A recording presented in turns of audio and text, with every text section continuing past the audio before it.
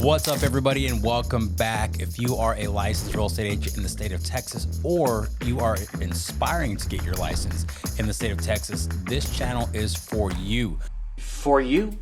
In this video, we're going to be covering the addendum subject to mandatory membership in a property owners association, which is also referred to as the HOA Addendum. So guys, if you are new to the channel, go ahead and hit the subscribe button, hit the like on this video once it's over and I've earned it from you. But subscribe because this channel is dedicated to educating you guys on all things real estate. There's a bunch of contract video explanations in here. I'm also going to walk you through different portions of opening a real estate business and sustaining a successful real estate business. So make sure you give us a follow. But for now, let's go ahead and get right into this HOA Addendum. All right, so when do you use this addendum? Well, the addendum 1 is not to be used with condominiums. You'll see right here in the top, it says not for use with condominiums. This is for use with properties that are being bought or sold that are in a homeowners association where the membership is mandatory. Hence the name, property subject to mandatory membership and an owners association. So at the top here, top line is going to be your street address and the city. Don't forget that street address, city, put it in there, then the name of the property owners association and the phone number. So where can you get this information? Well, you can get it from the MLS, you can call the listing agent, or you can do some research and gather it that way. So make sure you complete this thing fully, like all the forms you're going to fill out. Make sure you're thorough and you're putting in good data. So paragraph A is the subdivision information. So it says subdivision information means a current copy of the restrictions applying to the subdivision and bylaws and rules of the association and a resale certificate, all of which are described by section 207.003 of the Texas Property Code. So that's what subdivision information entails. So if you want, so somebody says, hey, I want subdivision information, these are all the things that they're referring to. It's not just one thing. Now we've got some choices to make here in paragraph A. We can check box 1, box 2, box 3, or box 4. Let's start with box 4. It says buyer does not require delivery of the subdivision information. So if the buyer didn't require delivery, maybe it's a cash deal and they don't need a resale certificate or whatever, very rare. Check that one. I have never used that, so I really don't know a good reason why you would check box 4. But if you know a good reason why, please comment below and let me know what would be a good situation where the buyer would not need the information. What's most commonly checked in this section is box 1. Then you're going to put in a number of days in the blank. So within X amount of days, and a lot of times we're giving them 21 days. They got to get with the HOA and get some stuff done. So let's just say it's 21 days. So the 21 days after the effective date of the contract, the seller shall obtain, pay for, and deliver the subdivision information to the buyer. If seller delivers the subdivision information, buyer may terminate the contract within 3 days after buyer receives the subdivision information or prior to closing, whichever occurs first, and the earnest money will be refunded to buyer. So it doesn't say that you have to specify why you're doing it. If you're the buyer and you're terminating, it just says that after receiving it, that you can terminate.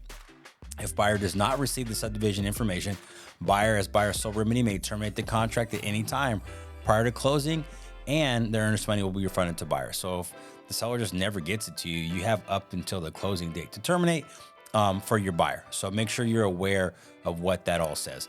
Paragraph 2 here is within X amount of days after the effective date of the contract, buyer shall obtain, pay for, and deliver the copy of the subdivision information to the seller.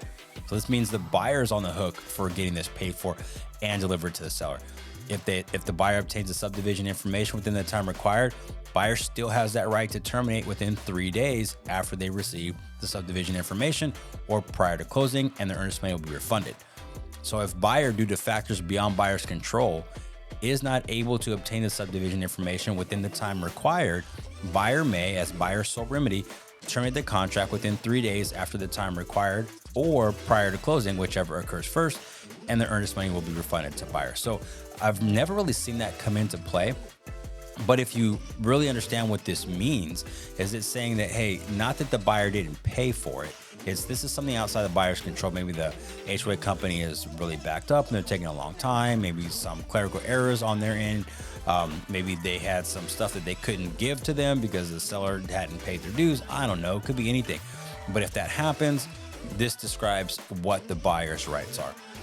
Paragraph 3 says buyer has received and approved the subdivision information prior to signing the contract.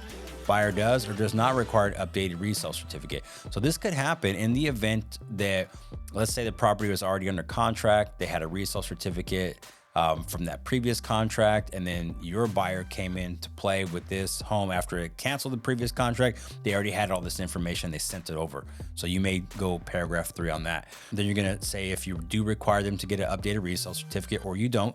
If buyer does require an updated resale certificate, so seller at buyer's expense shall deliver it to buyer within 10 days after receiving payment for the updated resale certificate from the buyer. So the buyer does have to pay for it. Seller has 10 days after they receive payment. Buyer may terminate this contract and the earnest money will be refunded to the buyer if the seller fails to deliver the updated resale certificate within the time required. So if you pay for it, 10 days later, you don't have it, you can terminate the contract. Cool. In big bold letters, which is always important, it says the title company or its agent is authorized to act on behalf of the parties to obtain subdivision information only upon receipt of the required fee for the subdivision information from the party obligated to pay. Typically what you'll see is a title company will request from the HOA the resale certificate and all the documents. The HOA will send a link to the title company. They will forward that to the buyer or the seller, whichever party is responsible for paying. And then once that gets paid, then the HOA provides what they're supposed to be providing. Paragraph C talks about material changes. It says if seller becomes aware of any material changes in the subdivision information, seller shall promptly give notice to buyer. Buyer may terminate the contract prior to closing by giving written notice to seller if 1, any of the subdivision information provided was not true, or 2, any material adverse change in the subdivision information occurs prior to closing, and the earnest money will be refunded to buyer. So buyer is going to be able to get their earnest money back if they terminate for most of these reasons. Paragraph C, fees and deposits for reserves. So buyer shall pay any and all association fees, deposits, reserves, and any other charges associated with the transfer of the property not to exceed whatever dollar amount you want. A lot of times you put $100 here, depending on the terms of the deal. You may need to put more, you may put 0. And seller shall pay any excess. This paragraph does not apply to 1, regular periodic maintenance fees, assessments or dues, including prepaid items that are prorated by paragraph 13, and costs and fees provided by paragraph A and D. So this is only for transfer stuff. This has nothing to do with anything that's outside of a fee that's associated with transferring over ownership through the HOA. Paragraph D is authorization. Now, this is an important one because a lot of agents don't understand this paragraph and they do something silly here. So it says seller authorizes the association to release and provide this subdivision information and any updated resale certificate if requested by the buyer, the title company, or any broker of the sale. If buyer does not require the subdivision information or an updated resale certificate, meaning you check box 4, and the title company requires information from the association, such as status of the dues, special assessments, violations of covenants and restrictions, and a waiver of any right of first refusal, then you have to check a box. Either the buyer or the seller shall pay the title company the cost of obtaining the information prior to the title company ordering the information. So it only comes into play if you check box 4. And what we see a lot is real estate agents will check seller or buyer, but they also check box A1. So it's conflicting. So you only need to deal with paragraph D if you've checked box A4. So the last paragraph here says notice to buyer regarding repairs by the association. The association may have the sole responsibility to make certain repairs to the property. If you are concerned about the condition of any part of the property which the association is required to repair, you should not sign the contract unless you are satisfied that the association will make the desired repairs.